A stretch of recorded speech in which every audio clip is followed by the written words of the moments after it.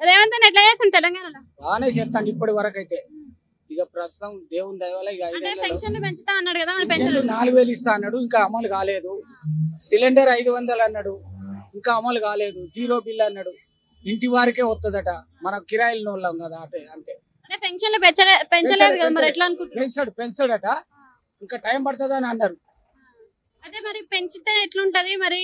పెంచితే నమ్మకం మంచిగా ఉంటది కదా, ఆయన చేసే పరిపాలన రాజకీయం బాగుంటది. అంతే, పర్వాలేదు. చేసే వరకు కేసీఆర్ కంటే 100 వాళ్ళు నయం. అంతే.